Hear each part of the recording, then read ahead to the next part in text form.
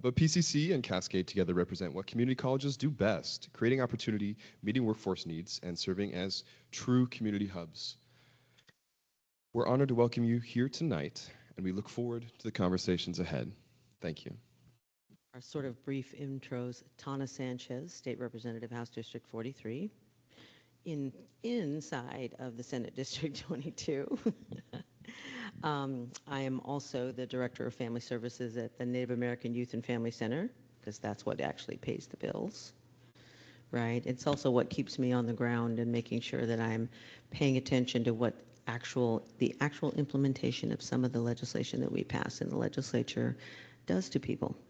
I think it's hugely important information. This is John Pugsley, my Chief of Staff, and you can connect with him to connect further, get more information and all of that kind of things, and just try to, if you have questions that we don't answer, which you will have questions that we don't answer, I'm sure, but we're going to try our best. We are in turbulent times, as you know, very difficult times, so I just want to say that up front. We don't have the answers to everything right this very minute, but we're working on it. Every single day it feels like we're actually doing a lot to try to figure out where we go from here. So, yeah, thanks. Thank you. And we have via virtual our Travis Nelson, the representative for the north portion of the district. There you are. We were going to put a cardboard cutout up here, but we just I'm here, Senator Frederick. Go ahead. Please introduce yourself. Hey, good to be with you all this morning. I'm sorry I could not be there in person. I had a longtime friend pass away suddenly, and so I left town to attend a private memorial. But I'm State Representative Travis Nelson. I represent House District 44, which is most of North Portland and some of Northeast Portland. I've been a registered nurse for 20 years this year with a background in emergency nursing, critical care nursing, case management, inpatient rehab. And I serve on the Labor and Workplace Standards Committee, the Human Services Sub, and I serve as Vice Chair of the House Behavioral Health and Healthcare Committee. So it's fantastic to be with you all this morning. Thank you for turning out, and I look forward to having a robust discussion.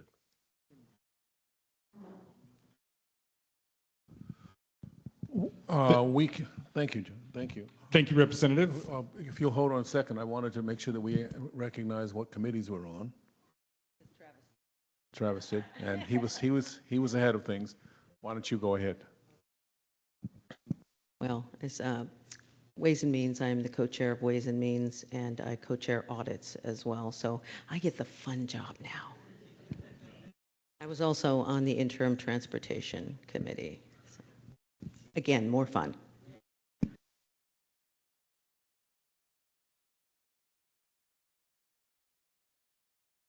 Should know how to use a mic by now.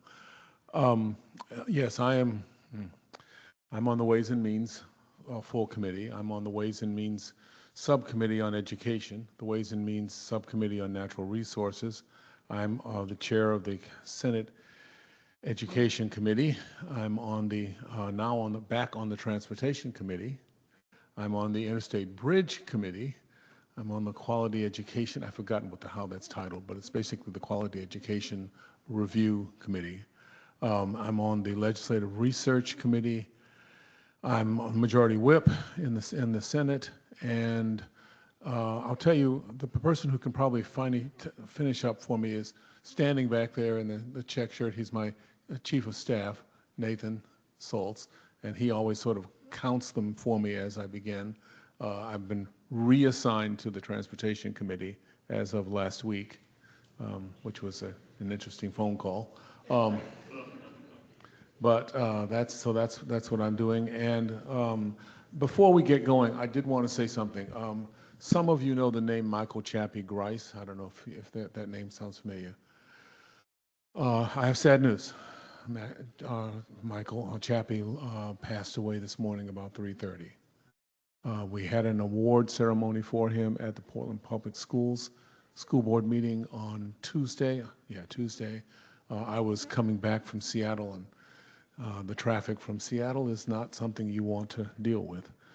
So I missed that particular presentation. But Chappie was a longtime educator, a key to how we actually manage to get things done so that African American students are not dismissed or let aside, as well as Native American students. He was very clear about that.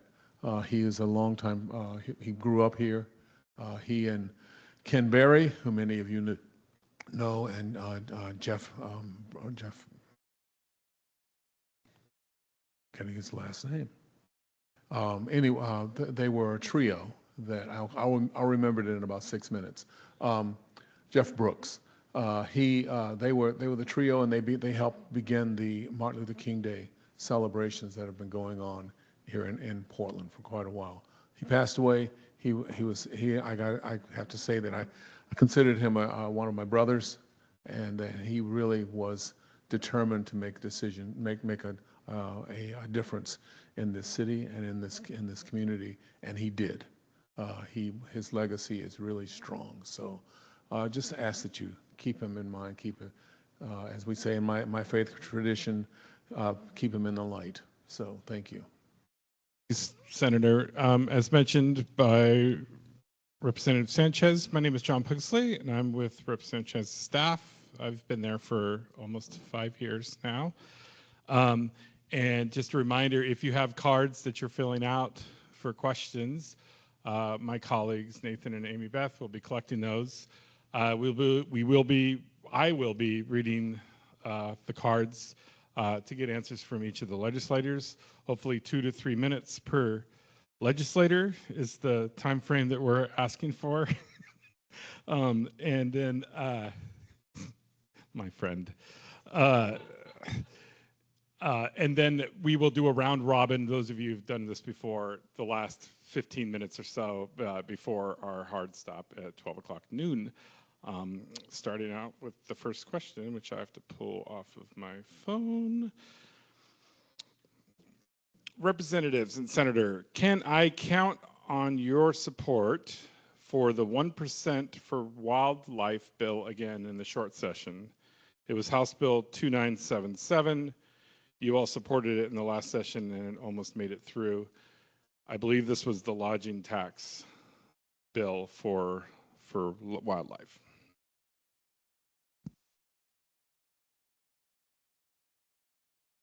I'll answer yes. I'm not sure. The problem we have is that it's a 5-week session. And so we're trying to get things done in that period of time. The good news is we've already had the conversation. So the question is whether we can get it moved through in this 5-week session that begins in February. Very same answer. We'll just keep it at that. Yes, I think it's a logical response. Yeah, who was the chief sponsor of that one? I mean, if I supported it in the long session, I would again. Should it make it to the House floor in the short session? Yes. I asked the question. Can you hear me, Senator Nelson? Yes, I can hear. Oh, okay. I asked the question. Honestly, I'm not sure. I know that Bird Alliance was a supporter. I can get that information to you. I mean, it's not that important. During the short session, for those of you who don't know, we only get 2 bills per legislator, whereas in the long session, we get a lot more than that. I think I had about 40 bills in the long session, maybe a little bit more than that. And so you have to be pretty choosy when it comes to what bills you bring forth in the short session. And so legislators don't always bring forth bills in the short session that they brought in the long session. So that's why I wanted to know.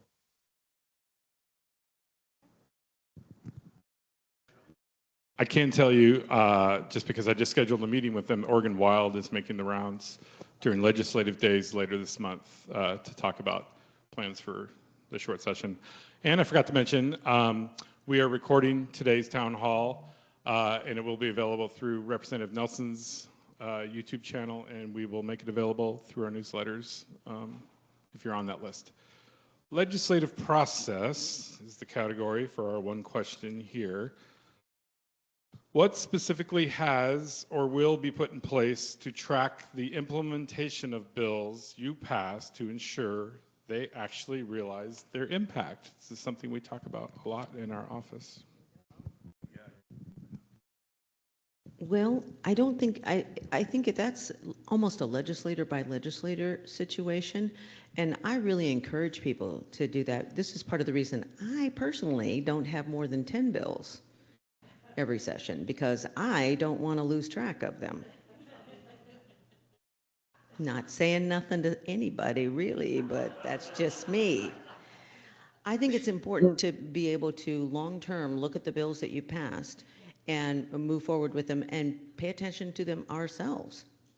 Like, I really try hard to track my own bills to make sure that they are being implemented the way I had hoped that they would be. So, yeah.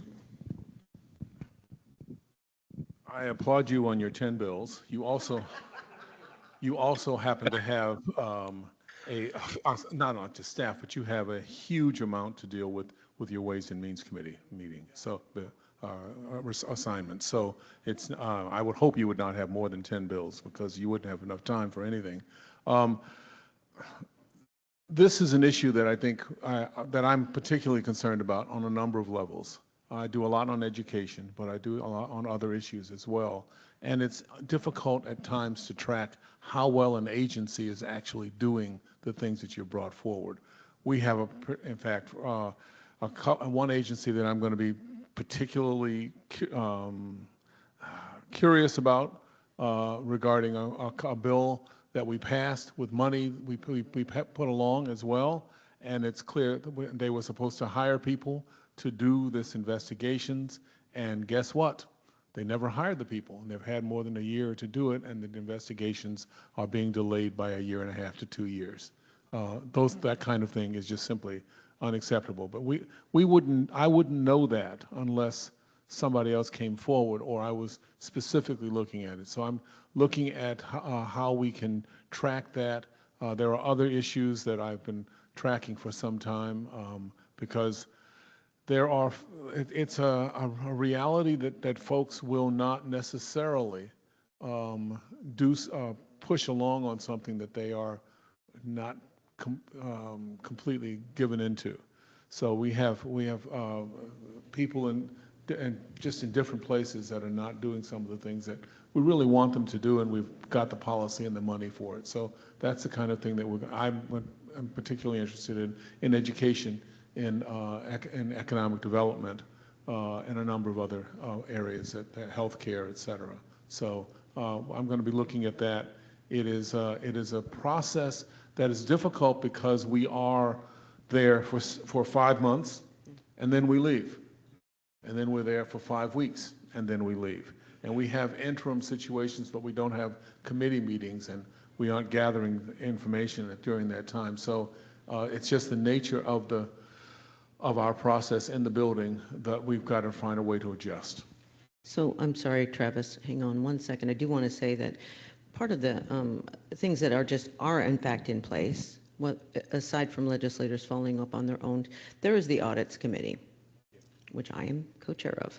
And if there is a question or a concern about legislation that we put forth, the request can be made to the Secretary of State to audit an agency on those particular things. So that has been done. There's audits on many, many different things. You can actually look at the Secretary of State's website and see the schedule of audits that have been done already or that are in line to be done. So that's one thing. The other thing is a report back in the legislative, in the bill itself, a requirement for a report back to the legislature or a specific committee or subcommittee. That can be put into legislation. So I think that's something that people should be paying attention to.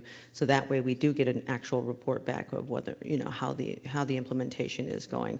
It may not be the best mechanism because again, the reporting is either in it's oftentimes during legislative days that those report backs come through, or we acknowledge receipt of the report in Ways and Means. But whether or not people are actually paying attention and reading those reports, sometimes that's the harder part. So. Yeah, I'll just add, I think it was Representative Gamba that brought forth a bill that has legislators more involved with rulemaking.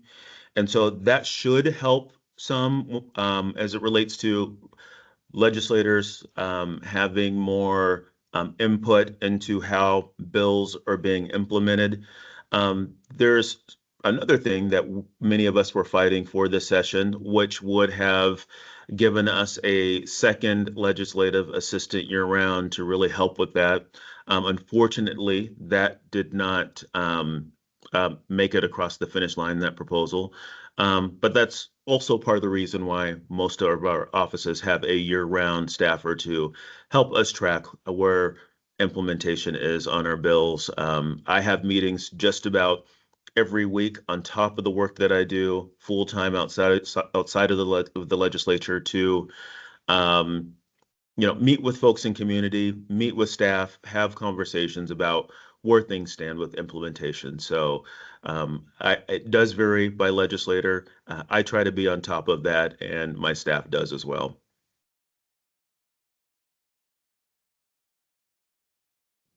This next question concerns the special session. What is the status of the transportation bill? What were the barriers to it? Well, I'm paraphrasing. What were the barriers that prevented it from passing yet? And a supermajority, with a supermajority, I'm curious why you could not get it passed timely. It impacts the marketing of the Democratic Party to get voters. The economic impact of the bill is huge. Okay. This will not be 2 minutes. Just so that you know. The status of the bill is that it passed the House, went to the Senate. Yeah, see, that's why she's not worried, not concerned about that. It passed the House, went to the Senate. It is presently still officially in the Senate, but it did not get through the special session, primarily because we had one of our senators become ill, ended up having to be in the hospital. We need 18 votes to get that through, and we didn't have the 18 votes. We didn't have that senator there. That was the issue in terms of the present status of the transportation bill. We will be having a special session coming back in the special session, we hope. Well, we're technically still in the special session, but we will be coming back for a vote, we believe, on Wednesday with the hope that our colleague will in fact be well. He has been in the hospital, and the question is whether he will be able to come back or not. The compassion for folks who are, as he was ill, and he was the chair of the transportation committee, so that does have an impact there. So that's one of the things. It is not the bill that we considered completely in the regular session. That bill did not get through because of, again, numbers. One of our colleagues decided that he wasn't going to vote for that particular bill, which meant that it was only 17 votes, so we weren't able to make that through. So that's the reason that happened. Now we will be having this is a stopgap bill. It is not as comprehensive as I wanted it. It has some things that people are concerned about. It has a basic aspect, which is we've got to make sure that we are keeping the roads clear and clean and in repair as much as we possibly can until we get a comprehensive bill passed. We need a comprehensive bill passed. We have a curious thing in Oregon. We were the first state to take a gas tax and use it for the roads. The first state to do it, I think 1919, as I recall. So we were the first state to do that. Now other states have done it since that time. We relied on the gas tax to keep the state roads going, but people aren't using as much gas, which is good. But that means we don't have the money to repair the roads because often they're driving on the roads with heavier vehicles, and the heavier vehicles create a greater wear on the roads. We also have other issues that we need to deal with that are not just the roads themselves, that we need to be paying attention to. So we are, the comprehensive approach to transportation is what we're trying to do, what I'm trying to do. We have, my district is the transportation hub for the state. We have 3 freeways in my district. We have the Columbia River and the Willamette River. We have the airport. We have trains going through. We have the MAX and TriMet issues going through as well. And so there's a lot going on, and all of those things are transportation, but they are not all necessarily paid for and up to the level that we need to have to make them safe and to make them available to people as they need them for commerce, for commuting, for pleasure, being able to travel around. So we have a lot to do within transportation, and it is not just a simple situation. So that's where we are right now. I anticipate that we will, if Chris is able to get back, Senator Gorsuch is able to get back, we will probably pass that particular stopgap measure. And then in the 26th session, we will be talking about it quite a bit. I'm not sure whether we're going to get enough done in that particular session to do a comprehensive thing, but we will certainly be bringing that back. It is a requirement. And we're not alone. Across the country, that this is an issue. In some states, they have a sales tax that they can rely on. In some states, they increase taxes on other things to do that. We are not alone in this issue, but we also do not have a magic decision on how we can handle it. So we're working on that. There are other things that we are also paying attention to, which is how we deal with some past wrongs, frankly, in this state, that especially in this district right here, on how we handle that, how we make sure that the economic development that takes place around roads is in fact an equitable one, not just the same old folks. So we have that as an issue that we work with as well. So there are a lot of approaches that we're taking, and I always have to chuckle. One of the latest things that we had to deal with, and we passed with a little bit of a song from a cartoon, an old-time cartoon, was the Jetsons. We actually have folks who are concerned about vertiports. There are folks who are looking at the ability for drones carrying people, taxi drones, to fly around the city, around the state, and they're already setting up to try to make sure that it's not a monopoly, to try to make sure that we have an idea of how that might work. So we have other kinds of transportation that may be coming in here as well. So we'll be looking at a lot of different things, but this is a big issue. It is a big issue for the rest of the state. Those trucks of green beans and grass seed and hay and corn and tomato and potatoes and onions and all sorts of other things come through this area. If you go and you stand on the freeway, a freeway overpass, and look down, you'll count at least 30, 40 trucks in just a short period of time. So we have lots of that going on. We have to figure out how we do that well. Travis? Yeah. Go for it. Yeah, I'll go ahead and go.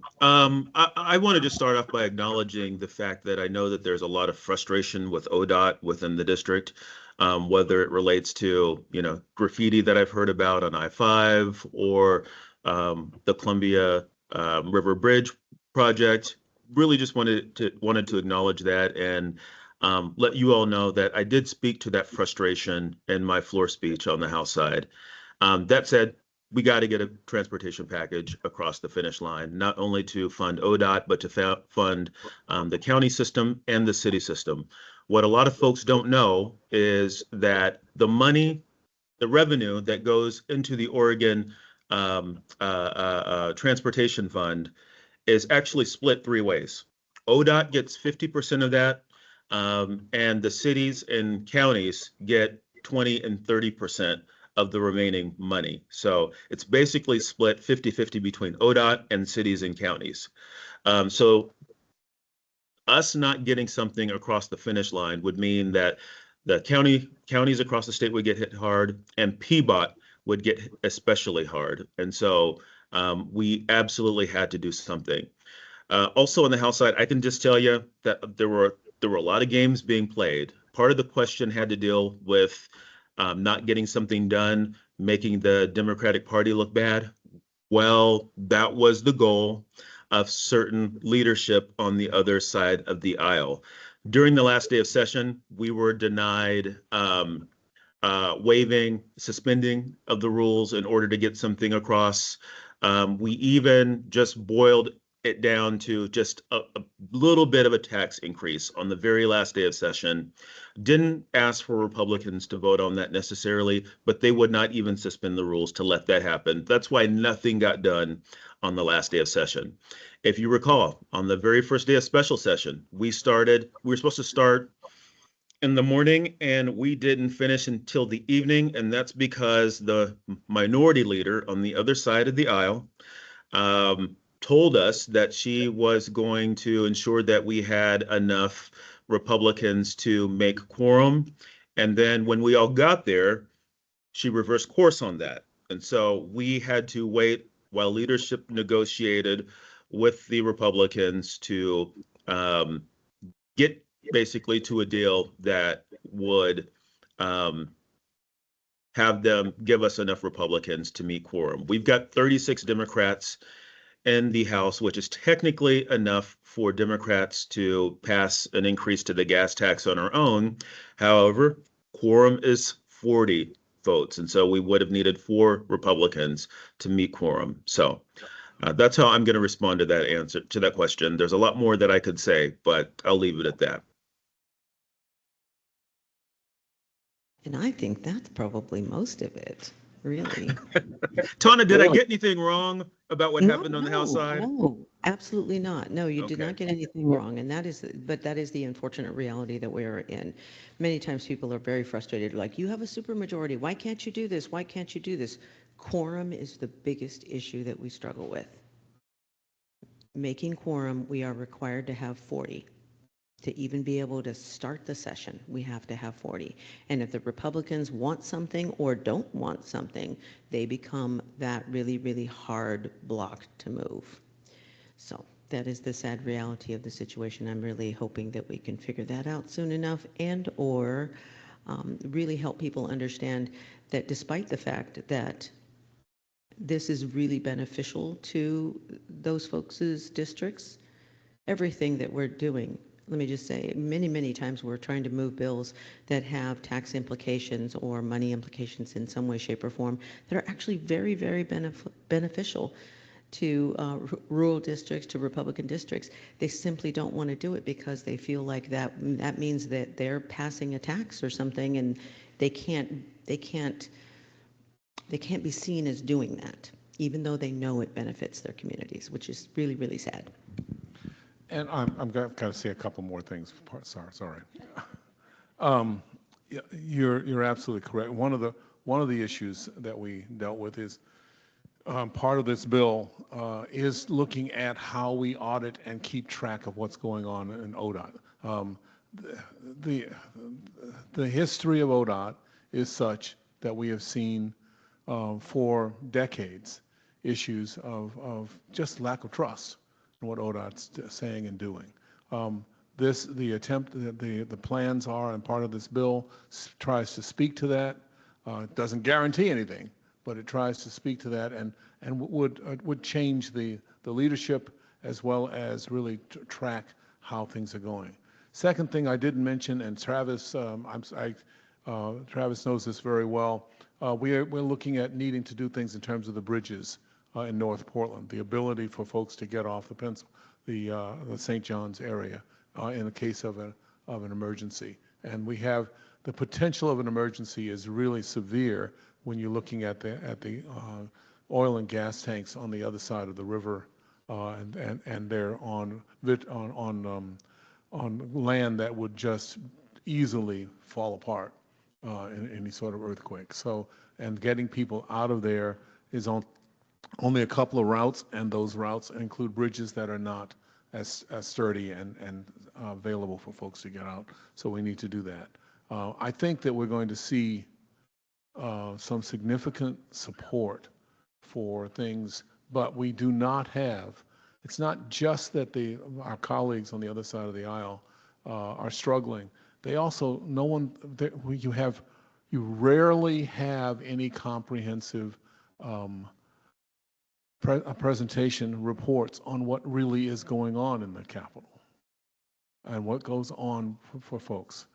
This is a rant that I go into on a regular basis, so for some of you who have heard it before me, understand that in '95, we had 65 people with press credentials for the state capitol.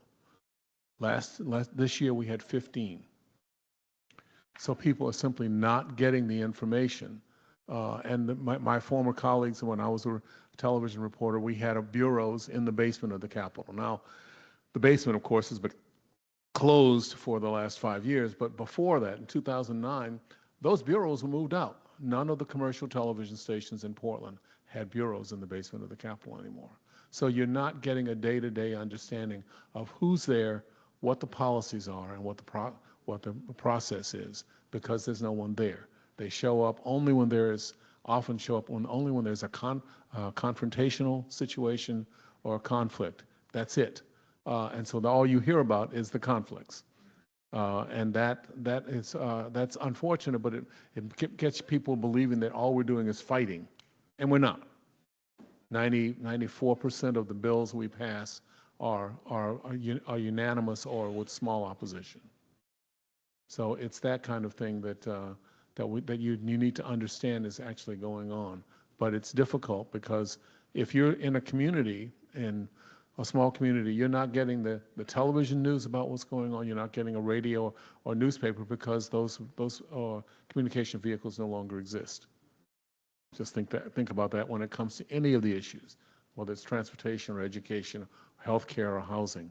All of those things are not really reported well because we no longer have the communication vehicles that we once had. And it's not because those folks are not smart. Those reporters are. They just don't have the ability to do it because of their financial situation in the media business right now. I should note that our friend from the North Coast, Representative Javity, is now a Democrat because of his experience with the transportation situation. So we have 37 Democrats now.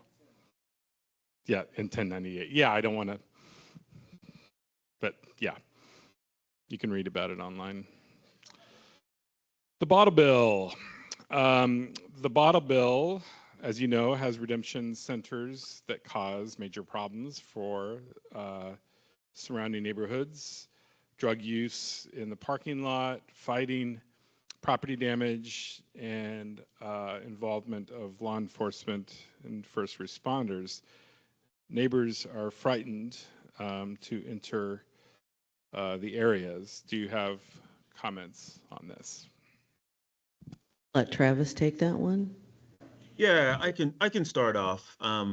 I'll just say that I know myself and Senator Frederick heard a lot from folks who are not only concerned about what's been happening in Delta Park, which our office has been addressing with the city and with ODOT, because camps have been set up around the Bottle Redemption Center in Delta Park, and there have been issues associated with that. But we also knew that there was this old Dollar Tree site in St. John's in which OBRC surprised the community in basically trying to move forward with putting a redemption center there.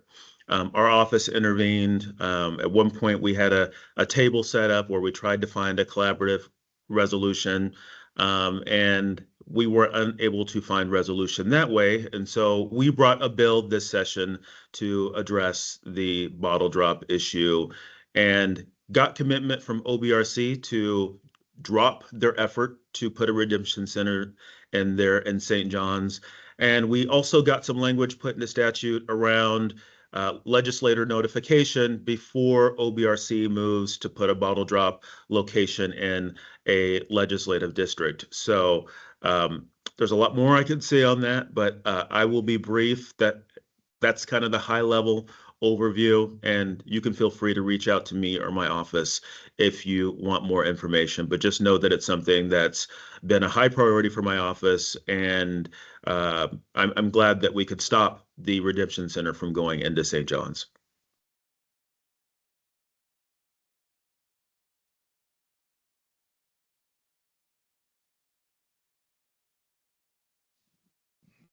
Rent control, will you please outline your position on support?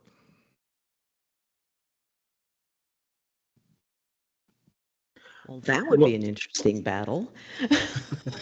Well, I'll just start off on that one too. I am totally in favor of rent stabilization policies, and when it comes to rent control, I think it's really just a matter of what you're actually talking about. We have made some movement on rent control, and I support what has been done, and would definitely be open to supporting more. It's just a matter of what that actually looked like. I think let me just say it's a difficult topic to move through, because many people are just very concerned overall about how. So let me just say, one of the things that I know we struggle with all the time is like putting things into place of saying, you can't raise rents over this percentage or that percentage.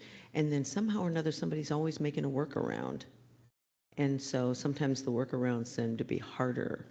And so I'm always concerned about that kind of thing. I'm really, I mean, I lived in the Bay Area for a few years, way a long time ago, when there, in Berkeley, where there was rent control. And that seemed to work for folks for a very long time. It's really difficult to implement. We have a very, very strong lobby against that type of thing. And I'm just not sure how. I don't, it's not my area of expertise, but I know it's a big battle, but we have to do something, because the ability for people to rent here in the city, in the state, is just ridiculously difficult. So I'm willing to hopefully look at some really good plans if they come up, and see what we can do. I mean, I just don't have them at the top of my head though either. So. I will agree with you, especially with both of you on this. I think it really does depend on what it looks like. People immediately say rent control, and that can mean all sorts of things. Rent control in New York versus rent control in Albuquerque versus rent control in San Francisco or Seattle or places like that. So we need to see what it would look like, and I'm not sure that we have a sense of that. But some of the basic issues, though, are surrounding the fact that hedge fund folks are buying up everything and expecting to have a great deal of profit off of that. And so they will up the cost of housing, both in terms of large groups, but now they're buying up a lot of land and a lot of houses in single-family houses in East Multnomah County right now. And we need to be able to find some way to really address how that's being handled. Senator Merkley is on the forefront of looking at that and wants to figure out how we avoid some of the problems that they've had in Cleveland and in Atlanta and other places where the hedge funds have just grabbed all sorts of property at a certain point and then started the increase not only in rents, but just the increase in costs for housing. So we have a lot. Housing is incredibly complex there. Oregon is facing a horrible budget deficit due to hundreds of millions of dollars in lost federal revenue. Oregon's wealthiest people can afford higher income taxes to help reduce it. Call for a special session to reduce this deficit, and without more revenue, how much and what is likely to be cut?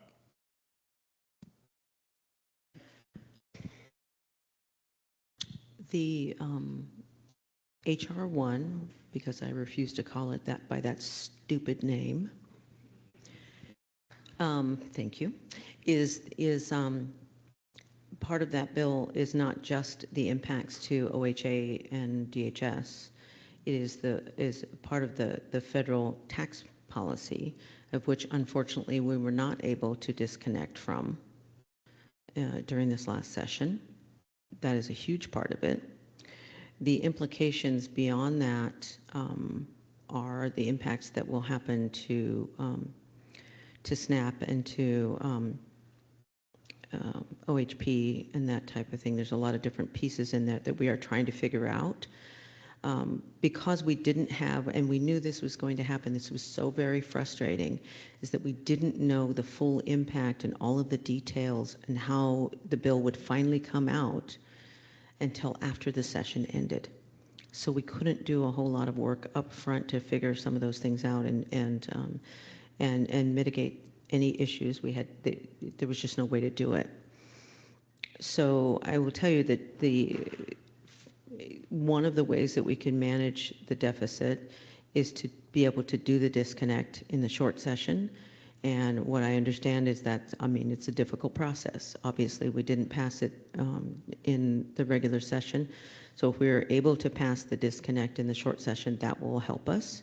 But there are other factors at play here. It's not just the disconnect. It is, as was mentioned, the impacts to DHS and OHP. It's also the tariffs. It's also just a normal economic downturn.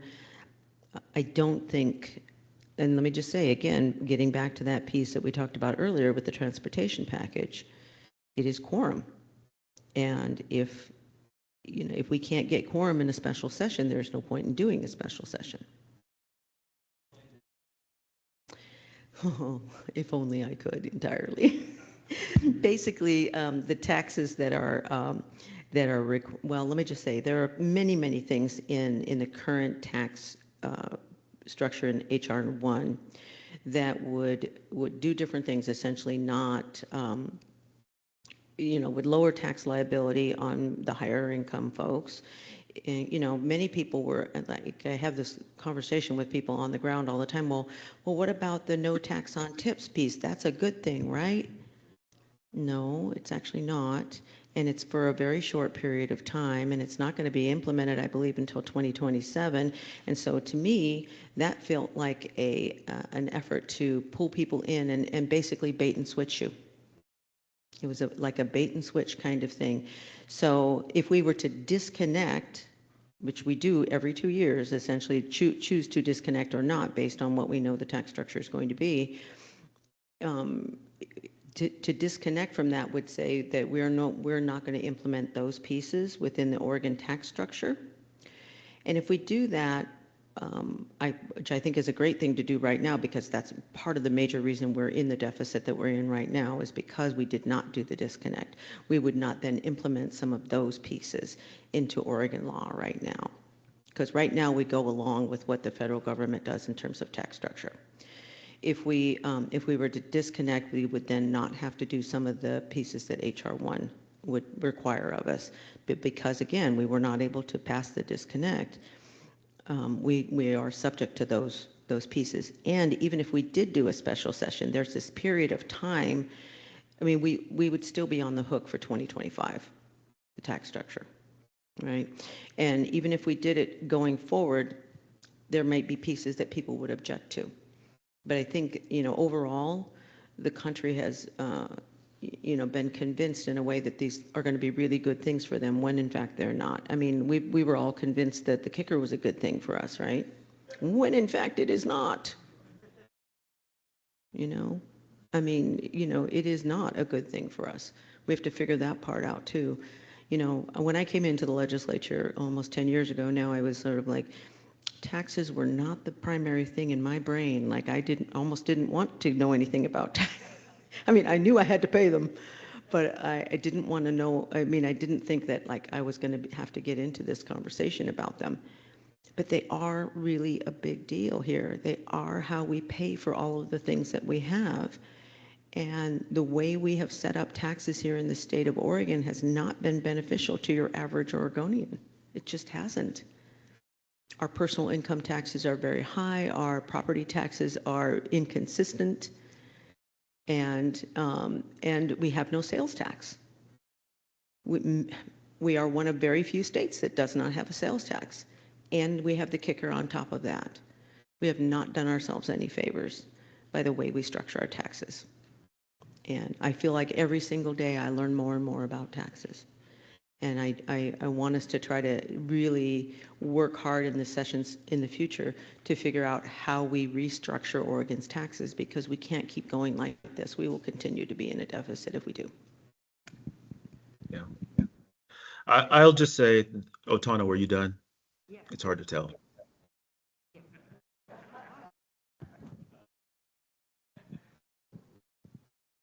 She's done, right? Sorry, go for it, Travis. Go for it.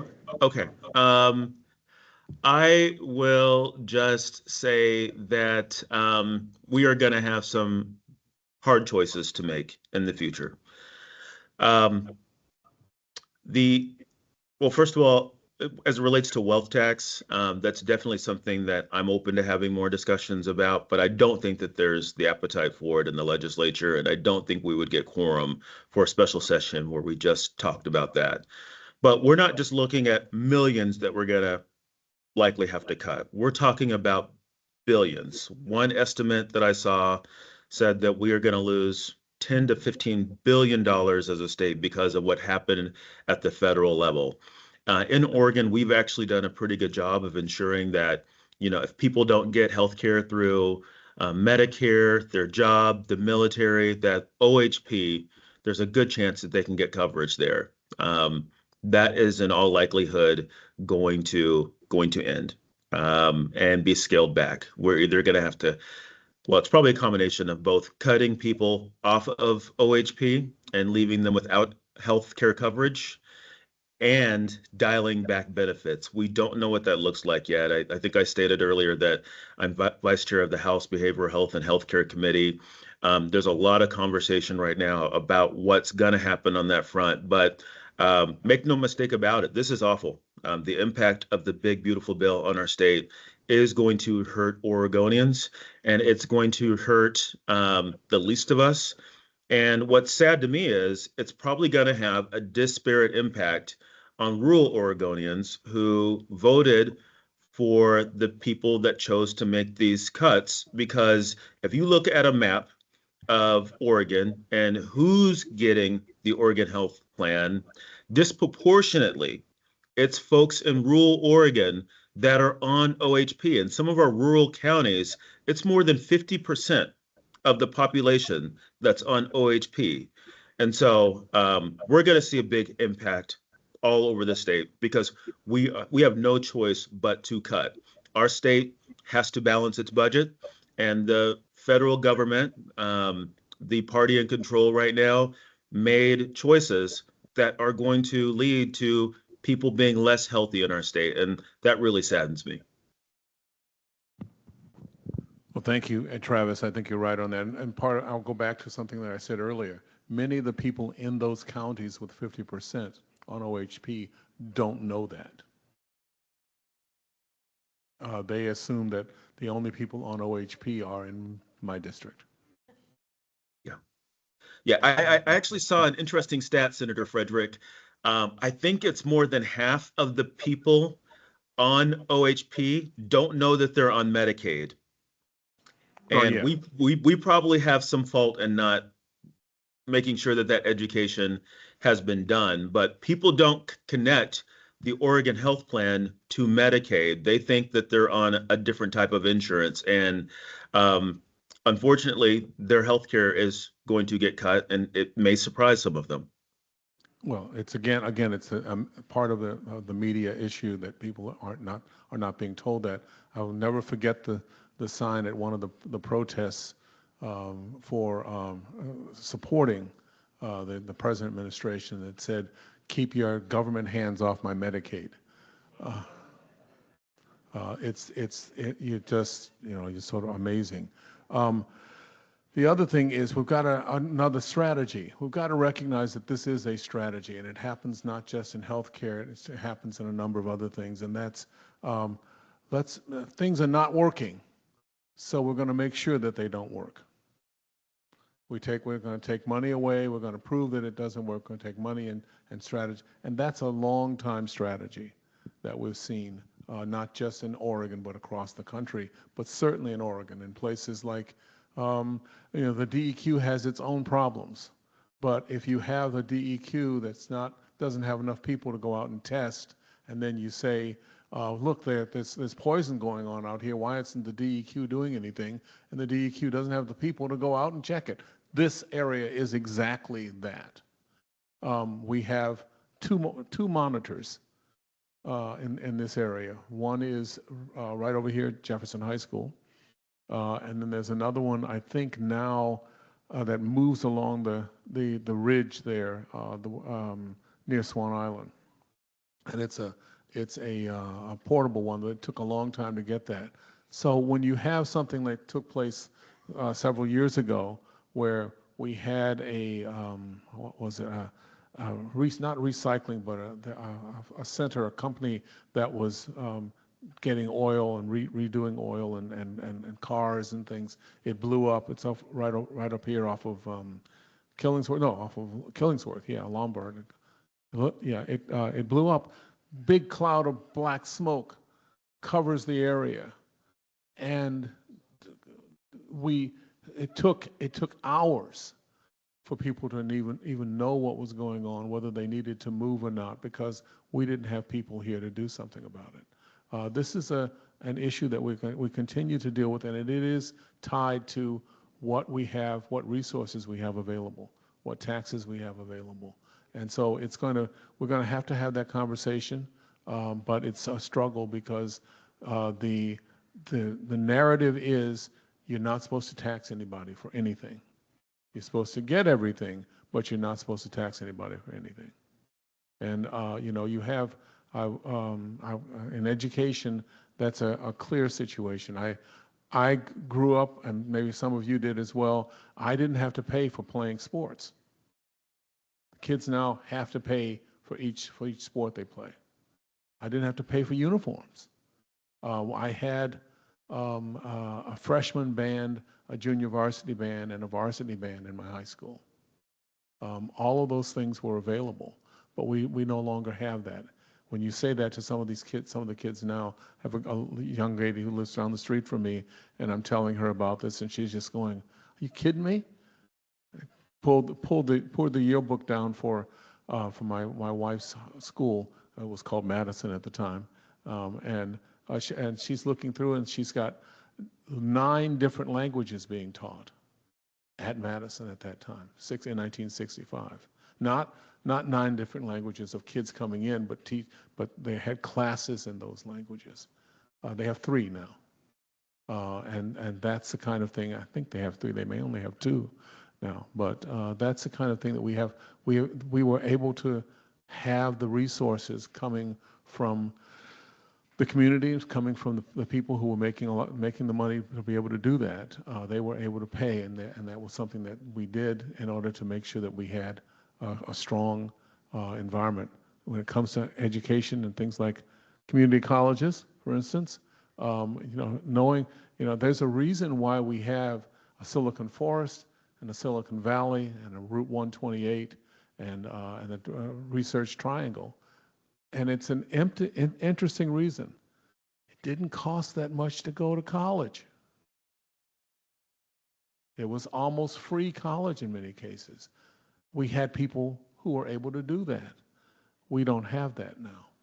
So it's that kind of a concern that I have when we're looking at how we're using the resources, the taxes that we have, and what kind of tax system that we have. Switching to education, speaking of which, Tina Kotek vetoed Senate Bill 302, looking at testing in kindergarten, and said, quote, "The drive for early play-based education in early elementary grades was a departure from the goal of greater accountability and focus on student outcomes, end quote. What are your suggestions for how to inform our governor of data on best practices for early childhood education, and specifically pre-K to second grade.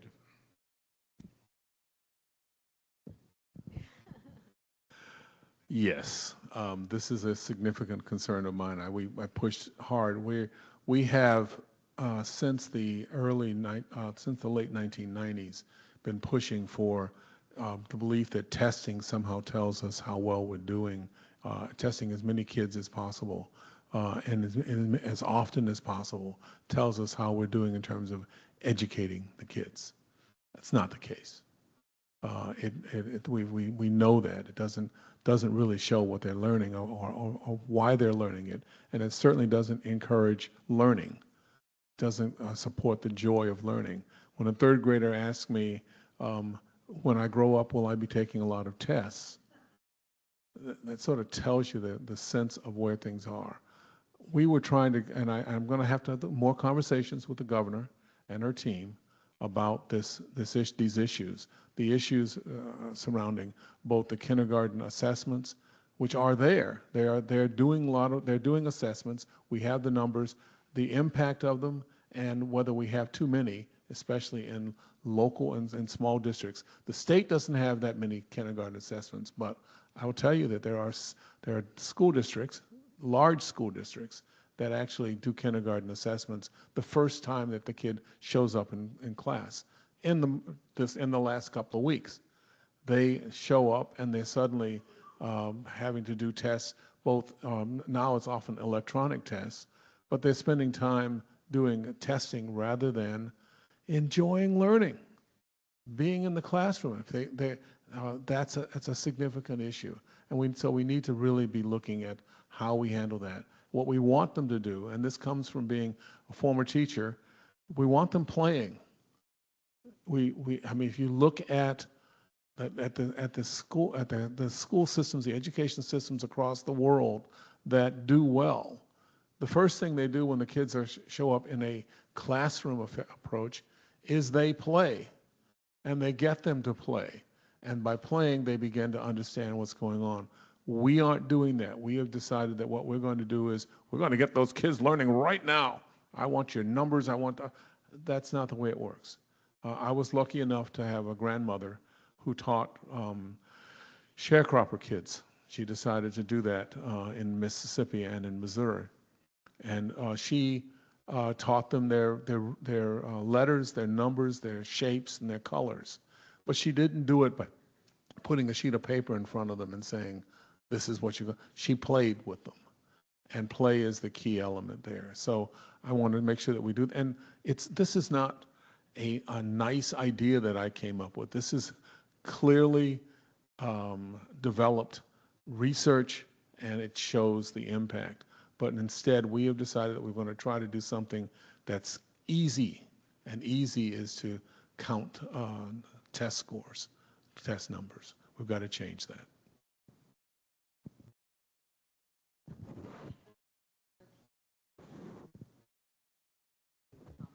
Any comments there, Travis?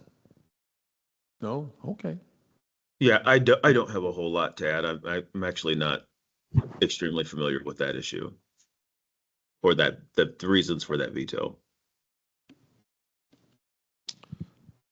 Okay, switching subjects again to the federal government. Can the Oregon legislature discourage a federal takeover such as what has happened in Washington, D.C. with the rationale of out-of-control crime?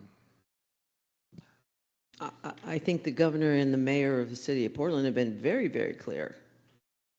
They don't want or need anything from the federal government in terms of any crime issues here in the city. I think we're actually doing pretty decently, and I'm always amazed. I think who was it? Somebody did something about like saying that we were just this crime-ridden whatever, and some legislators took it upon themselves to put out various videos and whatnot showing how amazing our city is. I mean, I think that was the thing about all your media folks at one point showing the city of Portland as a dumpster fire because they're only showing a dumpster fire, literally. Like, that's all it is like these tiny little blocks of space where there are some things that are happening when the rest of our city and our state are doing just fine. It's amazing how we're focusing on those things. But again, I believe that this city, and many cities, and the governor herself has made it very, very clear that we are in no need whatsoever of any intervention. Yeah, During I'll the just, 20 Go ahead, Travis. Go ahead. yeah, I'll just add that I believe there was a court ruling recently that led the Trump administration to retreat from their idea of moving troops into Chicago. And I think I heard on the news just yesterday that because the governor of Tennessee is welcoming in the Trump administration, that there will be troops going to Memphis now instead. And so, given how they've backed off of Chicago and sending troops there, I would think that Portland would be off the table, at least for now. Just FYI, the mayor of Memphis said he was not happy about it. Not happy about having troops in his city, but said he would figure out how to deal with it. But of course, the comment from the administration was, oh, the mayor's very happy. And, you know, that just is one more thing. If you say something often enough, you can maybe convince yourself to believe it. But the mayor of the city of Memphis is not happy.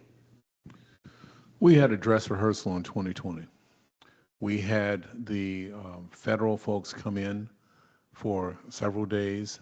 I was down, no longer having to deal with it as a reporter. I didn't go and stand necessarily in the front all the time. I stood in the back as well and watched things go on.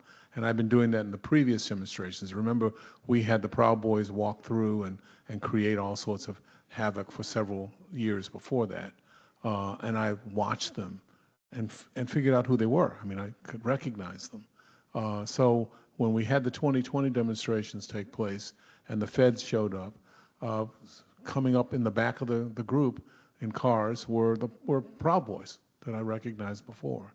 And they would one of the things they did was they handed out, my other background's theater, so they would hand out these poppers, you know, these things that you throw down and they pop and that you do use on stage at times. They had a trunk full of them, and they handed them out to people and their buddies, and they went up to the front of the line and threw the poppers at the feds. And then then the feds would immediately fire pepper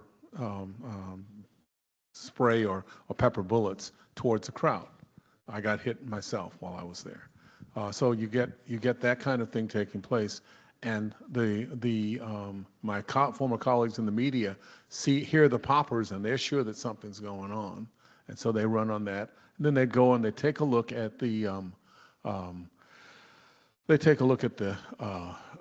what's going on the cement, on the concrete and the marble in front of the federal courthouse.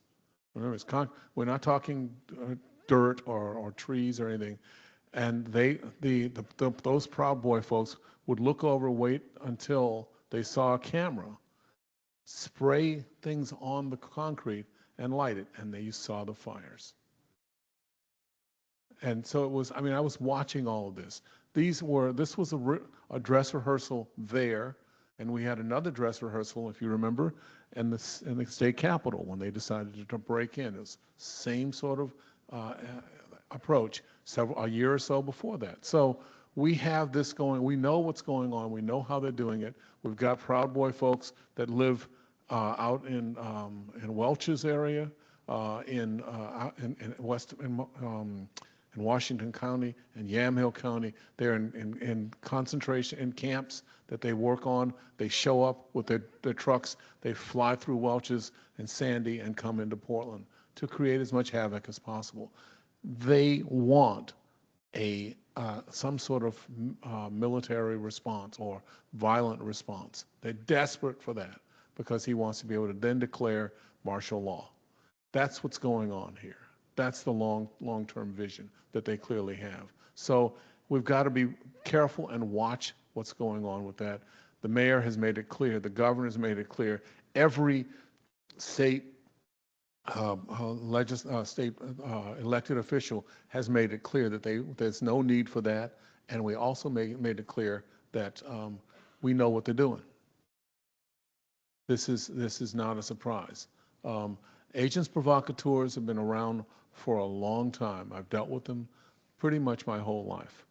I've watched people set up things like that. So keep your eyes open for what's possible, and recognize that they will try to do it wherever they possibly can.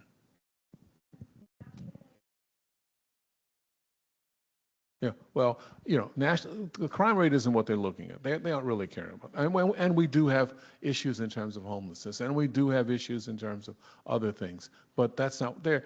That's the excuse. I mean, remember they were jumping up and down during the election saying that people were eating cats and dogs, and they were just trying to find something that they could attack, and that would make an emotional response. There are some media who, the question was, and the media, will the media expose this? I will tell you that they have, I will tell you, I keep using that phrase, I'm sorry, because I'm going to tell you anyway. But I know that in fact, people do know this. Whether it's covered well or not is another story altogether. And again, the communication vehicles that we have are significantly limited in terms of what they're saying, how they're doing, and that's one of the concerns that we have. We have to press them for that, and that's. I mean, we have some folks. I mean, that was the story show on Channel 8 attempts to do some things. Ken Body attempts to do some things. Those folks are trying to do it, but local television isn't viewed as much as it once was, and so you don't have the local kind of knowledge of what goes on, and when people do say things nationally, there's a significant set of folks who will attack it or try to distract. Distraction is one of the key elements. You say this is going on, yeah, but you need to look over here. See, squirrel. So, sorry, I go into rants here. Sorry about that. Moving on to, thank you. Moving on to the elections system, how is the legislature working with the Attorney General and the executive branch to provide a firewall against federal incursion into our voting system? What do you think is most important for this? Certainly think our long history of mail-in ballots has proven itself. I actually recall in the first time the current administration was in office, and they pushed back on our mail-in ballots. The then Secretary of State was Bev Clarno, who was a Republican. She was appointed after Richardson's death, and she actually had a really good piece that really explained Oregon's mail-in ballot system and how very strong it was, how very secure it was. And I think we still hold that legacy, and we will continue to push back on that level. I think our Secretary of State and, of course, Attorney General have a good plan in place for pushing back. We have no intentions of giving up mail-in ballots here in the state of Oregon.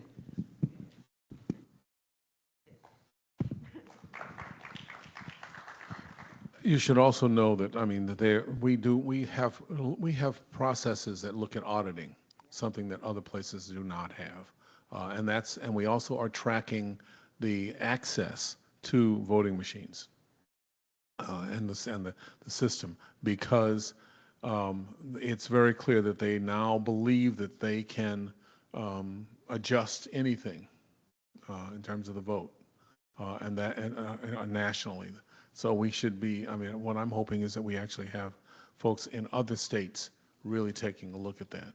New York, Georgia, all those places, they're putting in people who are set up to deny what votes are there. So we have to be careful, and we need to make sure that some of the media folks know that. Yeah, I'll just say that this attack on mail-in balloting and mail-in voting, it's not about that process. It's really about access to the ballot. When you can put polling places where you want to put them, it makes it easier for politicians to select their voters instead of voters selecting who the politicians are that represent them. And so I think that's why we're seeing the attacks coming from across the aisle and from the president on mail-in ballots, because they want to make it easier to choose who the voters are. My dad lived most of his adult life in the state of Washington, and when he retired, he moved back to Louisiana. Well, he went from a state where you could get your ballot in the mail, fill it out, put it back in the mailbox, to a state where he had to drive 15 miles to another community in order to cast his ballot. And in the state of Louisiana, they do that intentionally because they want to make it harder for, to be frank, for Black people to vote. The In white neighborhoods and wealthier neighborhoods, there are lots of different places where you can vote. They make it easy for those people to vote. And if you live in an area with a higher concentration of Black people, you often have one ballot location where people have to stand in line for sometimes hours to cast a ballot, or you have to drive 10, 15, 20, 25 miles to do so. And there are a lot of people who would like to bring that system that they have in Louisiana to the Pacific Northwest. And that's something that I am strongly committed to fighting against until the end. We have a strong system here in Oregon. It is secure, and we do a great job of ensuring that everyone who wants to vote can cast their ballot, and that's the way it should be. Travis, sometime we should sit down. I can give you a much longer thing in terms of Louisiana. They used to require folks to read a paragraph and then put the answer questions regarding the paragraph, which is fine, except that they wrote the paragraph in Chinese, and they only gave it to the potential Black voters.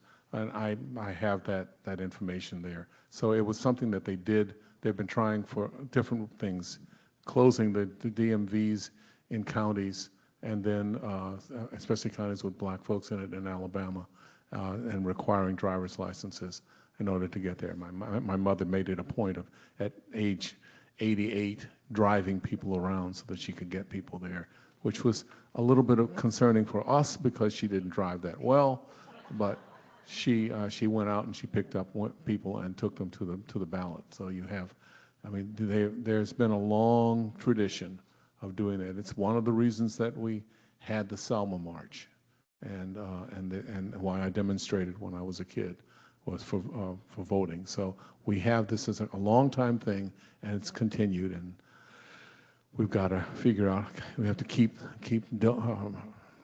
clear about how we're going to handle that. So there you go.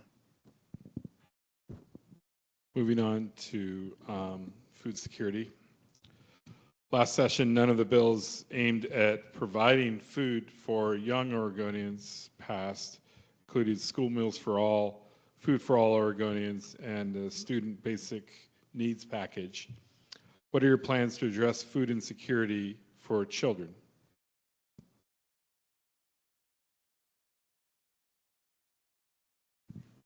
So I would say the main reason that those bills didn't pass is because we knew we were going to be in this financial deficit. We absolutely knew it. We're going to have to figure those things out going forward. We're going to have, I mean, I actually have a meeting with a Republican colleague to talk about how we get ag to do a better job at supporting local food pantries and the food bank, because ag throws away a lot of food and buries it because they can't sell it. We have to figure this out on a lot of different levels. Financially, just to be honest, folks, there was no way that we were going to be able to do those bills and be able to be, I mean, we are in a significant deficit, as you know, right this very minute. The revenue forecast came in $888 million down. And we left the legislative session with a significant ending fund balance. We don't have that anymore. We sit at, I think, $372.7 million in the hole right this very second. Had we passed those bills, we would not have been able to implement them anyway. I mean, I would just being totally frank with you. Lots of times things don't pass because we don't have the money. And I was very, very clear with my colleagues going into the session, do not bring me anything bright and shiny and expect for it to move. We will not have the money. We won't. And people were like, no, no, it'll be a great revenue forecast. Don't worry, it'll be fine. Guess what? It wasn't a great revenue forecast in May, and it certainly wasn't a great revenue forecast in August, and I don't anticipate a good one in December. So Representative Sanchez isn't saying it, but she's talking about conversations she had with me. Not just you, Travis. It was many people. Many people. I know, I was just kidding. So I signed on as a sponsor to, I think, most of those bills. And Representative Sanchez is exactly right. We knew we were going to be down when it comes to dollars. We saw, although we didn't know exactly what was going to happen with the big, not so beautiful bill, we saw the writing on the wall, and there was an effort to be real conscious of the budget. And I know that if the money were there, some of those bills would have passed, but unfortunately, that didn't happen. We definitely need to do more on food security. We're going to have to figure something out because we know that at the federal level, SNAP across the country, not just here in Oregon, is going to be cut, and the access to food for all Americans is going to be in a worse spot a couple years down the road. And so I expect there to be lots of conversation around that and what we can do to mitigate for what's happening at the federal level and the impact on the states. But unfortunately, although I wanted them to, those bills did not get across the finish line. Representative Sanchez, when she says no, her inner Klingon comes out. So she says it with a great power. It is the fact that we have to find a new way of dealing with this, and we haven't done that. And the federal government is the federal administration at this particular point. I also want to make sure that we understand that it's the federal administration and the folks who are presently in the majority are the ones who are stopping a lot of this, and they need to be held accountable for it.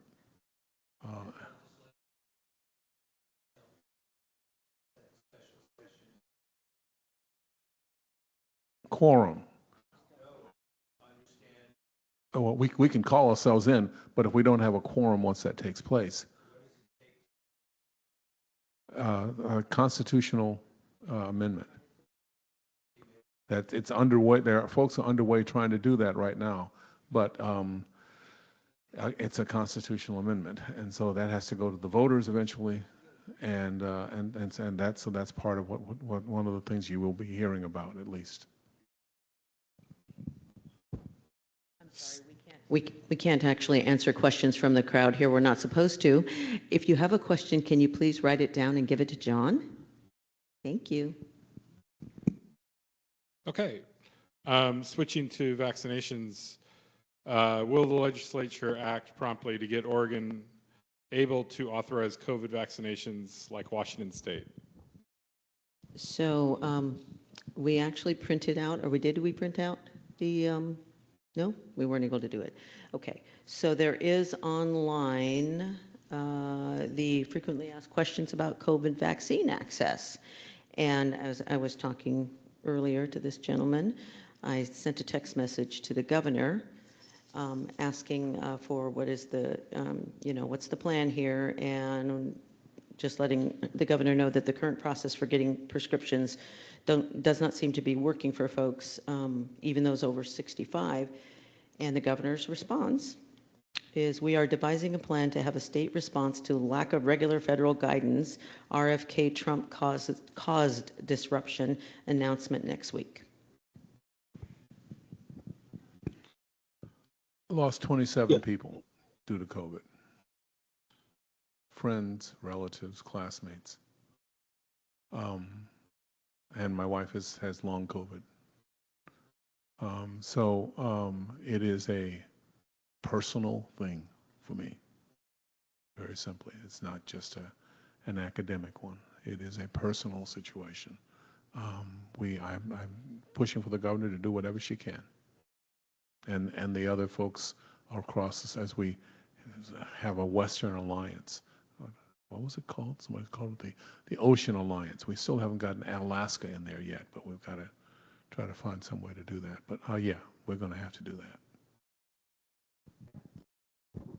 Yeah, we absolutely are going to have to do more, and I expect that the governor will be taking action soon. And in addition to that, I'm sure there will be conversation in the short session. That said, those in the federal government and in the executive branch have thrown up intentional blocks to getting vaccines, including the COVID vaccine, and have made it harder. It's my understanding that in Washington state, they have what essentially equated to a standing order for the COVID vaccine, where we don't have that in Oregon. And up until recently, and I'm still not 100% sure about this, it wasn't clear that we could do that without the legislature intervening in the state of Oregon. So that's my understanding as to why there's a difference between the states. That said, if you want to get a vaccine, you should either go to your provider or message your provider and get a prescription, and then take that prescription in to go in and get the vaccine. What was happening that most of us didn't even realize was happening was that when you would go to the pharmacy to get the COVID vaccine, the pharmacist on the spot would write you a prescription for the vaccine, and then you would get the vaccine administered. So it's that prescription that was written by the pharmacist. That's where some of the federal decisions have had the biggest impact. So stay tuned. Switching to a local issue we've been well aware of. Please update us on the CEI hub situation and emergency routes for North and Northwest Portland. I'm not sure what the next steps are there. I've been trying to push for that. It's one of the major concerns. We did pass something. Michael Dembro was very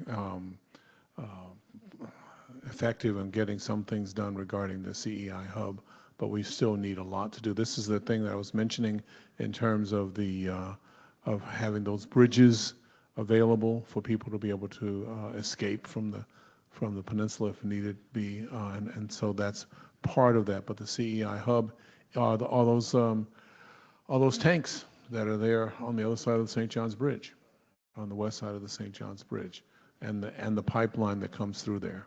So that's part of what we're looking at. We need to find a way. The good news is we also have an emergency management committee that is looking at these things, and I know that even though the chair is from Eugene, he has a sense of just how important it is here, because that's where we get all of our fuel, oil and gasoline and things comes through that facility. So that's part of what we'll be doing.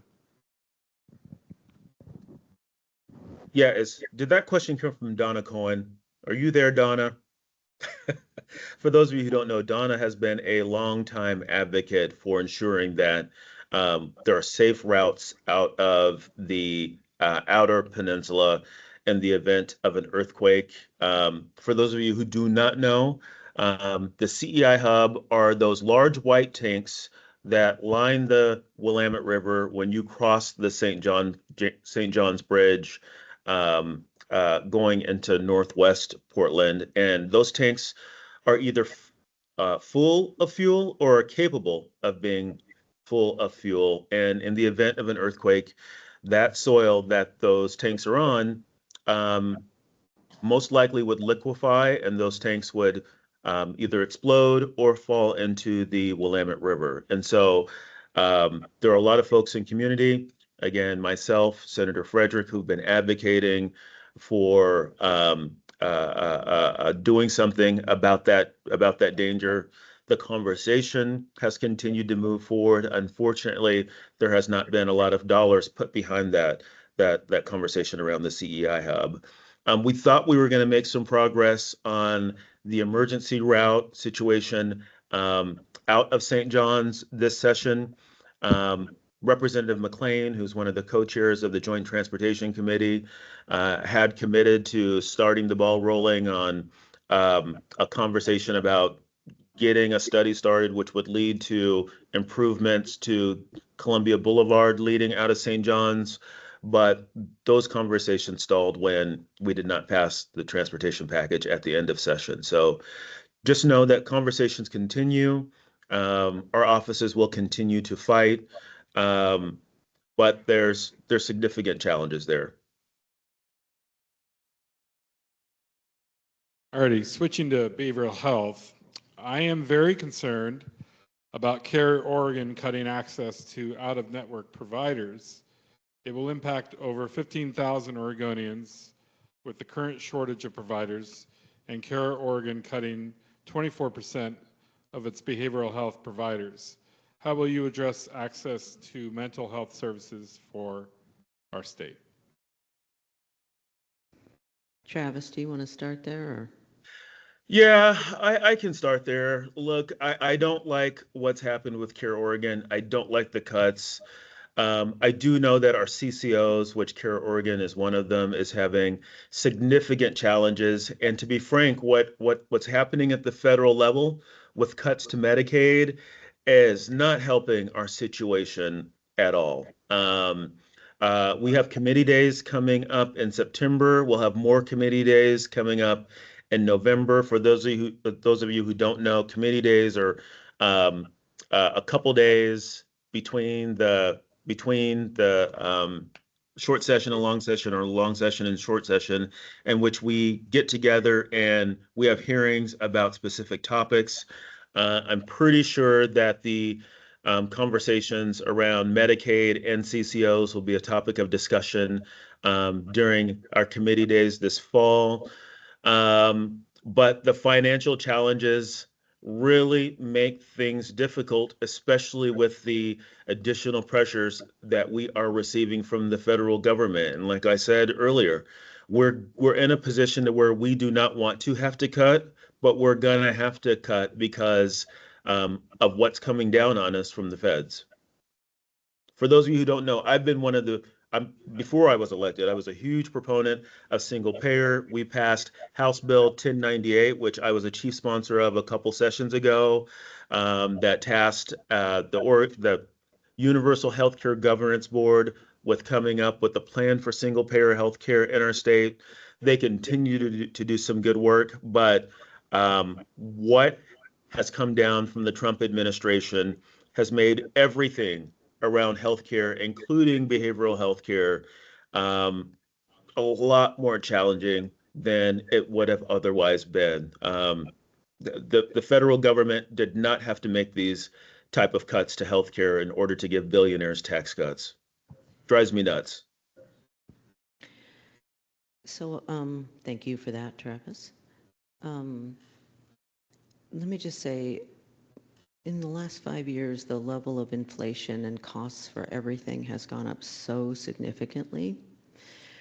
And the CCOs, as many of you may have been noticing, with just different closures and whatnot, this has been, they've been in a little bit of a struggle already, sort of a post-COVID struggle, and a little bit of a destabilizing financially. And so this is a result of some of that. The reimbursements are not to the degree that would support them, again, with overall inflation happening in especially in that system. And then HR1 comes in with even more destabilizing situations. And, you know, as Representative Nelson mentioned, we will have to make some hard choices. That destabilization, because of the just the impacts that bill will have on our medical system, behavioral health system, all of the systems, it's just going to be really, really big. And it's very concerning. We may see a lot of things struggle, because I'll tell you that here's our problem, Oregon. We did an amazing job with the ACA expansion. We did such a really, really good job. And we put so many resources into behavioral health and into just healthcare all over the state of Oregon. We got so many people covered. And I think we just did a little bit of an overreach in some instances. And that, coupled with costs increase, that coupled with not necessarily always having the bodies in the room to actually do the work, has caused us a bit of a problem. And we sit in a place right this very moment where our medical system is going to struggle. And it's probably going to struggle more, you know, as was mentioned earlier. The benefits use throughout the state of Oregon is actually very high in rural areas. And that's part of the system that will probably struggle the most. So I'm just laying it out for real, because that is kind of necessary, I think. We will have hard choices to make in the coming sessions. I just came from a conference on higher education across the West, and one full section of it was devoted to behavioral health and other issues.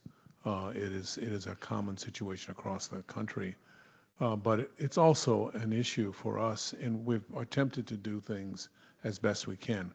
We had Senate Bill 581 that made it through the system, but got to the fact of money once again, where we could not afford to pay for more psychologists, counselors, other folks who could work with people. This is a reality. Now, the good news for us is that we are about a year away from the first graduates at the Concordia site. It's not, no, I'm trying to remember the name of it now, but it's the University of Oregon site, at Concordia. The Balmer Institute. Yep. Balmer Institute.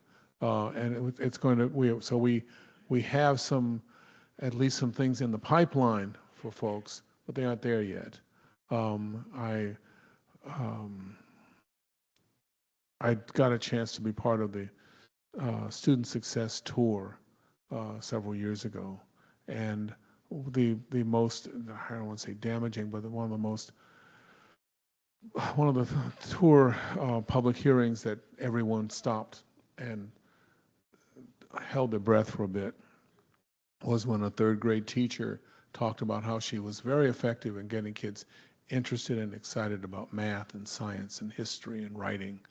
But when she gave an assignment to her third graders on what they wanted, what their plans were for the future, one third grader told her how, when, and why he was going to commit suicide. An 8-year-old. So that kind of thing is something that we really do, people are looking at. We're trying to figure out how we begin to address it, but it is, and we're starting some of that with the Balmer thing and other efforts around the state. But we have a lot to do, and we have to have the resources to do it. And that's once again comes back to how do we provide those resources effectively and for a long time. Thank you. Anybody else? Okay, it is time for the speed round. So basically, we're trying to get through as many questions as we can. We have 15 minutes for this, and then we will give each of you the last 5 minutes before the noon hour to close. So maybe a couple of quick statements for these several questions we have left. So this one's directed towards Rep. Sanchez, but of course, anyone is free to answer. I recognize that 2025 was an exceptional challenging budget year.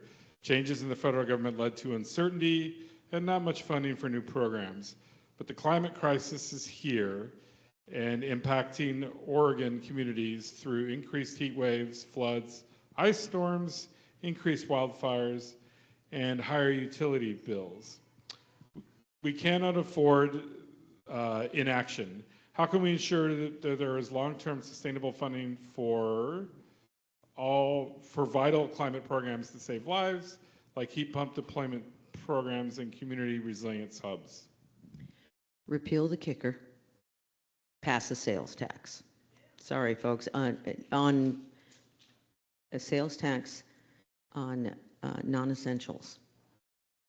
That's all.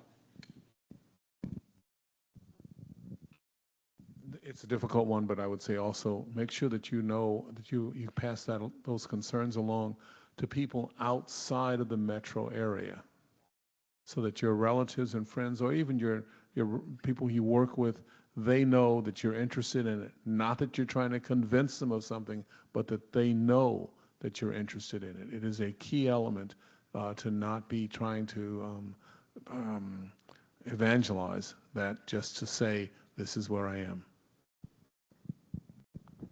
Yeah, and I'll just say that I agree with what Representative Sanchez said. I think we've got to repeal the kicker, especially for the wealthiest Oregonians.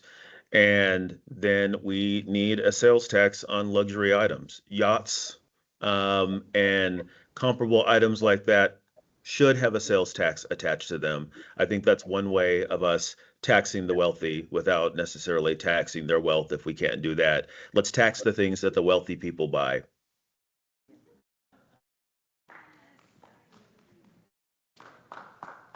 All right, gun control.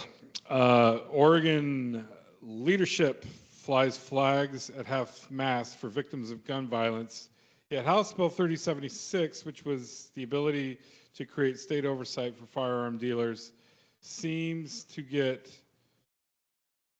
traded away in a last-minute closed-door deal. Gun trafficking is not just a Portland program, it happens all over the state. Why did Democrats walk away from this gun accountability legislation?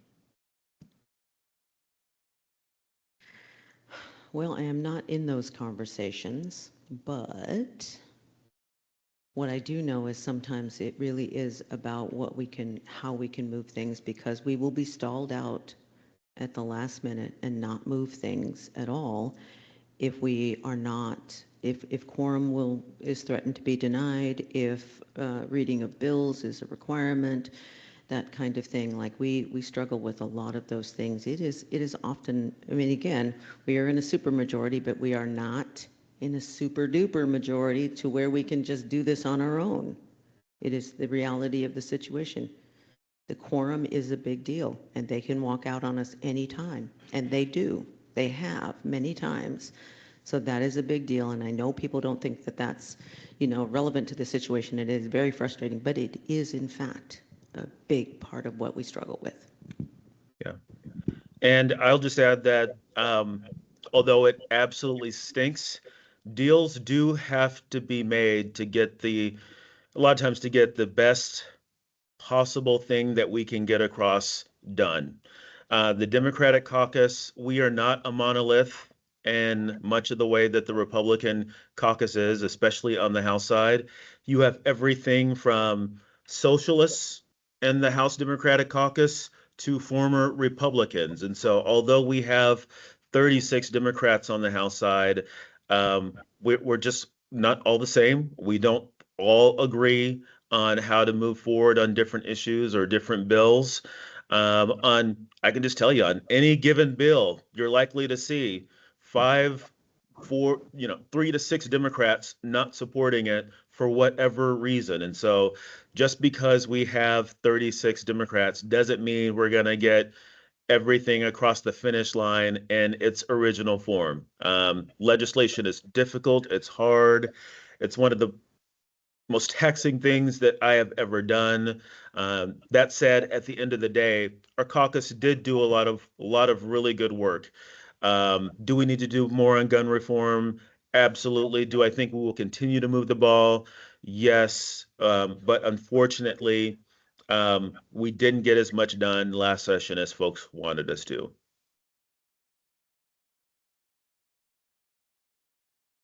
Moving on to economic development. What are your priorities to support economic and business development, especially among our Black and Brown citizens? And related to that, can you please speak to the Department of Administrative Services disparity study and share your perspective on equitable contracting in our state?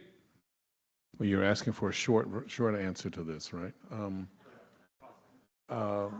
Yeah, good luck on that. Several things. One is I had a particular staff member this session, spending time looking at African American economic development in Portland and in the rest of the state. She produced a report that we're going over. I'm going to continue to go over. Excellent report, speaking to the various issues that have come up.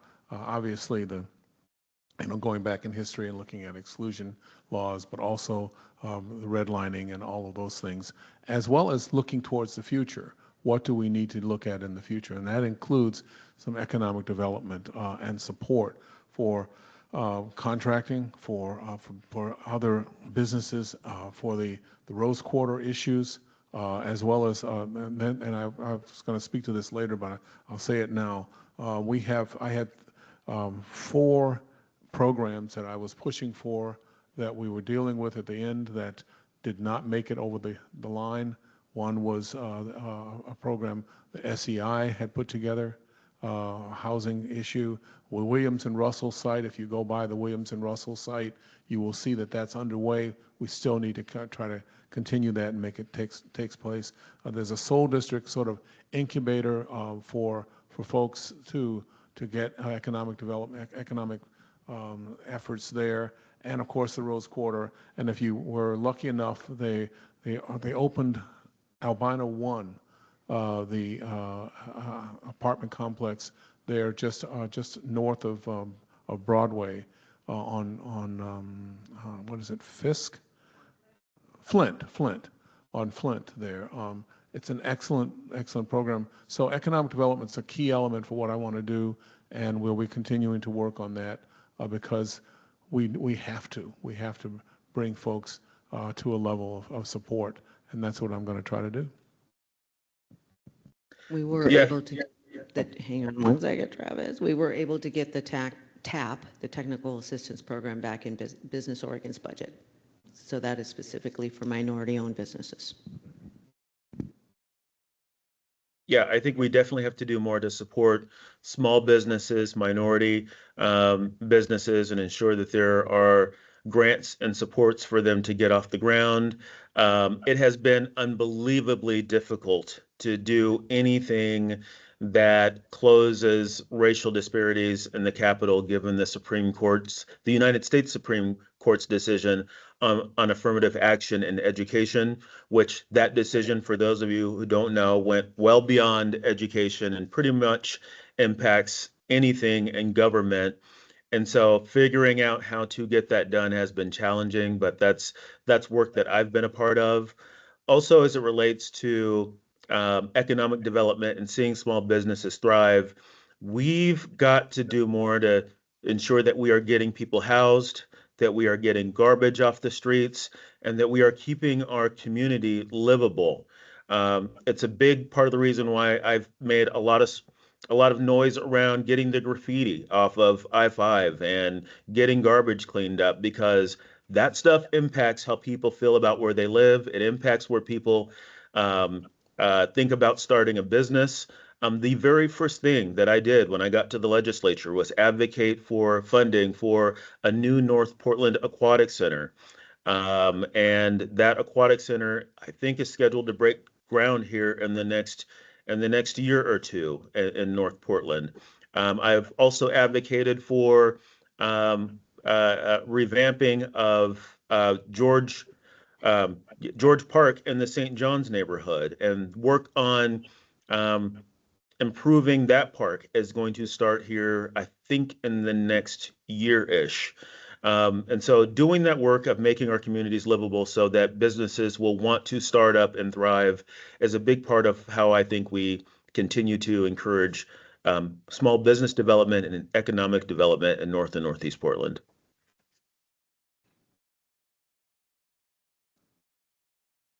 Alrighty, what are you doing to continue to support economic, education, and health equity for all Oregonians given the federal stripping of DEI?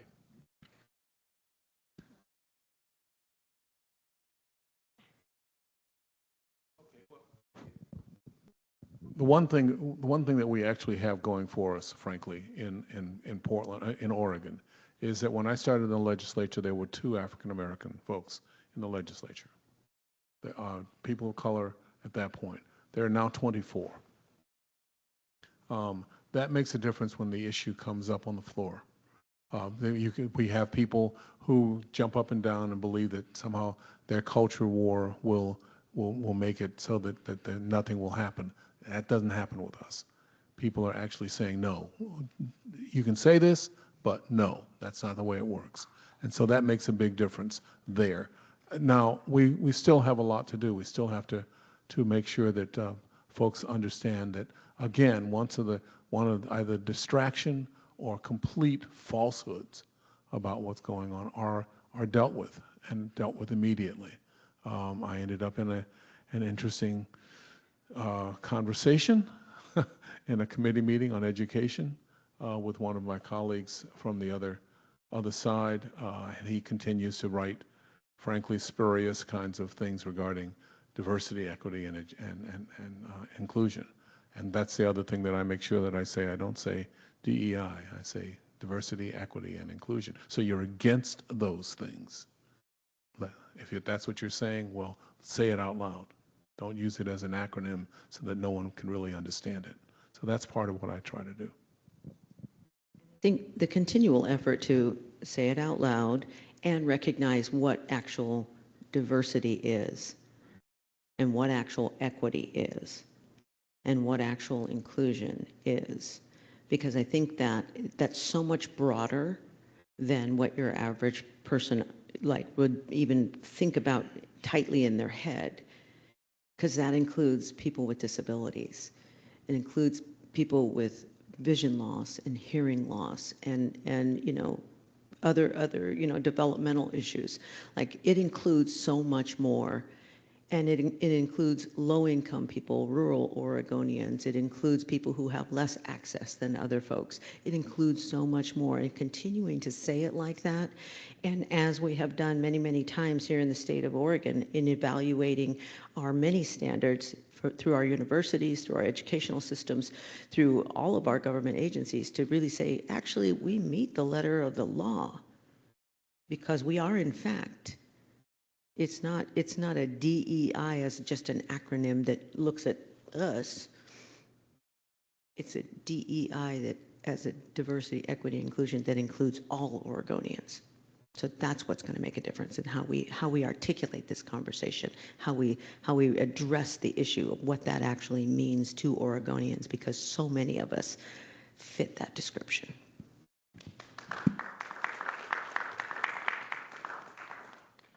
Yeah, I'll just say that closing gaps as it relates to disparities was a focus of my office this past long session, and will continue to be a focus of where I put my energy.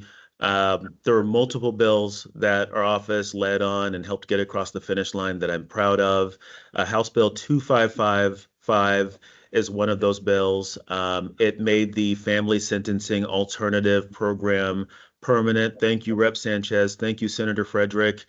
For those of you who do not know, that program is one that keeps folks like expectant mothers who've been convicted of low-level crimes out of prison and at home with their families. Another bill that our office worked really hard on was House Bill 2940, which is a bill related to sickle cell and hospital protocols. Sickle cell is a disease that mainly affects African Americans and some brown people too. We did not do a good job, have not done a good job in our state of caring for those folks and ensuring that they were treated well once they were hospitalized. Our team brought a table together, and we've done some really good work on moving the ball forward on that health condition and passed a good piece of legislation that should ensure that more people who would have otherwise died will now live in the state of Oregon when they have sickle cell disorder. Another bill that I'm very proud of is House Bill 2957. That's a bill that extended the timeline for filing discrimination complaints through BOLI. Previously, if you had a situation in which you were discriminated against on the job, you had 5 years to file a lawsuit. But if you went through BOLI and BOLI did not pursue your complaint, you only had 90 days from the time BOLI said they weren't pursuing your complaint to get a lawyer and to try to get justice through the court system. And now, most of the time, folks will have a full 5 years, whether they go through BOLI or not, to pursue their discrimination claim through the court system in the state of Oregon, which is huge because so many people lost access to justice because of that tight 90-day timeline. And I'm glad that we were almost entirely able to get rid of that. All right, that's it for the speed round. Closing remarks, and I think Rep. Nelson may have started. And then, just so you know, our contact info is up here. If we didn't get your question, we are very sorry. Feel free to contact us through email would be the best, I think. Okay, Travis, did you want to add anything else to your, because you did a really good closing. Well, I know that last answer was pretty long, and so I will just be brief. I just want to thank all of you for coming out today. Your engagement, community engagement is absolutely vital in us being effective in doing the work that we do. Our offices take a lot of ideas that come from community and either advocate for new legislation or budget priorities or just better cooperation between the state and the city. And so while our office did a ton of great work this past legislative session that I could go on and on about, I won't, but know that you can feel free to reach out anytime. I think there are some handouts from my office there. Please subscribe to the newsletter from our office in order to get the latest updates. And again, just want to say thank you for being active and engaged citizens. You are appreciated. And then, of course, I will close with just, again, another thank you for you all showing up and being engaged. It's so very, very important.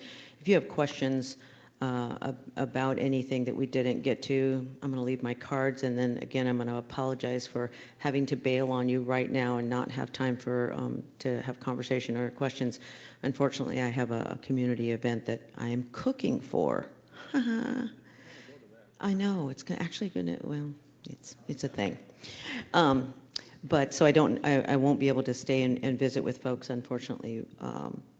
But thank you again for all of your engagement and recognizing that, you know, everything's not going to be really easy going forward, but I have every intention of doing the very best I can for the state of Oregon and making really, really hard choices. And if you have input that you want to give me on some of those choices, I'd be happy to hear that. Again, my cards are right here. Thanks. Thank you, both Travis Nelson and Tawna Sanchez. It's great to have these two working with me. I'm just really blessed to be able to do that, frankly. Their commitment and their knowledge on certainly on different issues really helps me understand what's going on. So I want to thank them, first of all. And I want to thank you all for showing up as well. We continue to do this the second Saturday of every month. The Broadway Grill 9 o'clock in the morning, you are welcome to come. We have, I do that, try to do that every second Saturday. This time, the Broadway Grill was not going to be large enough for the group. So, but we would love to have people show up for that and bring your questions and your neighbors.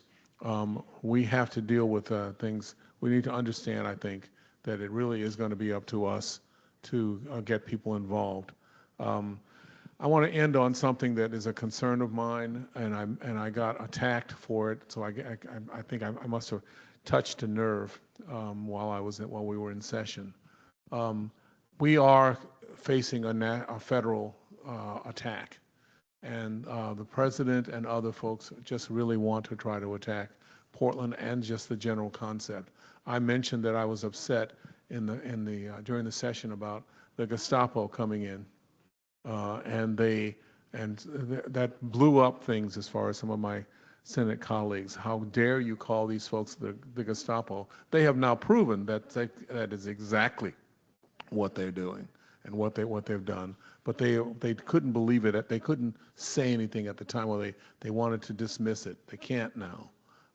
We need to be able to make sure that we're looking and supporting our neighbors and our friends who might be addressing that situation. And a lot of folks, like me, are now making sure that I have at least an identification of some form, a passport, not just a driver's license as I drive around.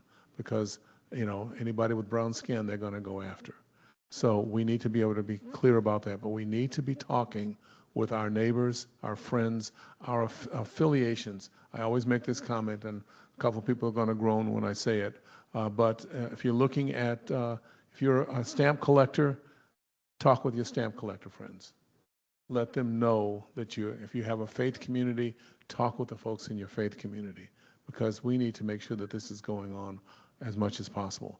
And I also want to thank, I just saw him walk in, I want to thank the law enforcement folks who are here to make sure that we're safe. Thank you for being here.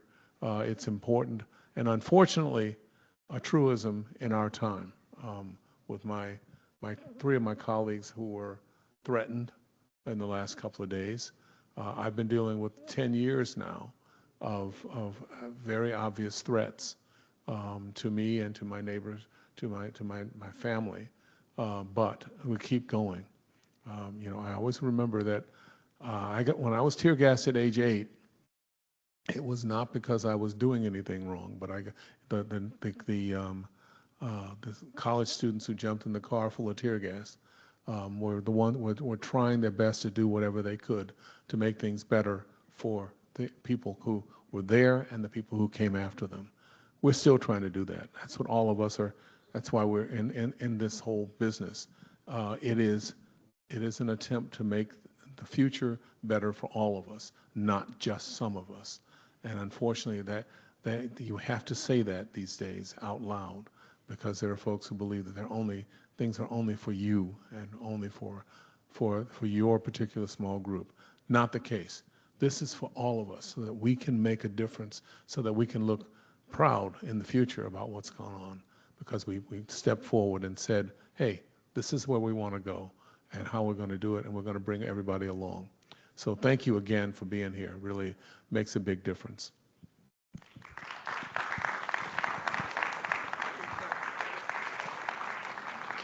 Thank you, PCC-Cascade, especially for the technical needs that we had today. Thank you. Thank you, Rep. Nelson. Thank you, PCC, as well. Take care, everybody.